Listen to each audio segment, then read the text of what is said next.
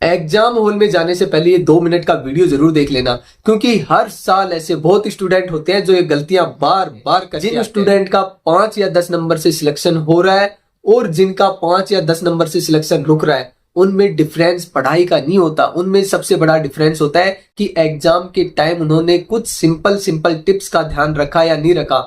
जो स्टूडेंट वो गलतियां कर देते हैं उनका 5-10 नंबर की वजह से सिलेक्शन रुक जाता है, और जो इन चीजों का ध्यान रख लेते हैं वो सिलेक्शन की रेंज में पहुंच जाते हैं। तो अगर ये 2 मिनट की वीडियो आपकी 2 साल की या 1 साल की पूरी मेहनत को एग्जाम में अच्छे ढंग से परफॉर्म करने में हेल्प करता है तो इसको पूरा जरूर देखना। जिसमें सबसे पहला गलती है OMR गलत भरना, क्योंकि जल्दबाजी करोगे तो तुम्हारा 1 मिनट बच सकता है, लेकिन अगर OMR भरने में गलती हो गई तो 1 मिनट बचाने के चक्कर में कम से कम 5 या 10 क्वेश्चन का गलत आंसर भर दिए तो वही सिलेक्शन रुक जाएगा। अगर तुम बाउंड्री पे ऑलरेडी थे और अगर तुम्हारे अच्छे मार्क्स आ रहे थे तो तुम्हारी रैंक बहुत ज्यादा ड्रॉप हो जाएगी सिर्फ 1-आधा मिनट बचाने के चक्कर में। तो इस गलती को अवॉइड करना है, बचना है OMR को गलत भरने से।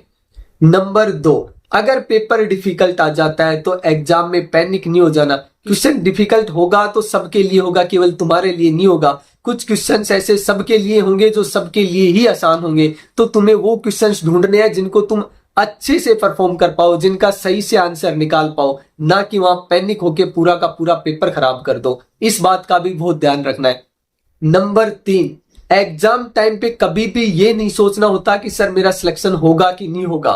वो सब एग्जाम के बाद की बात है। एग्जाम टाइम पे तुम्हारा सिर्फ और सिर्फ फोकस होना चाहिए कि क्या तो क्वेश्चन है और उसका कैसे आंसर बनेगा जो अब तक मेरा पढ़ा हुआ है। वहां इसके अलावा कोई और थिंकिंग नहीं होना चाहिए कि पेपर बहुत इजी आ गया मेरा तो सिलेक्शन हो ही जाएगा, या पेपर इतना डिफिकल्ट आ गया कि मेरा तो अब सिलेक्शन नहीं होगा। ये सब बातें सोचने के लिए एग्जाम हॉल सही जगह बिल्कुल नहीं है।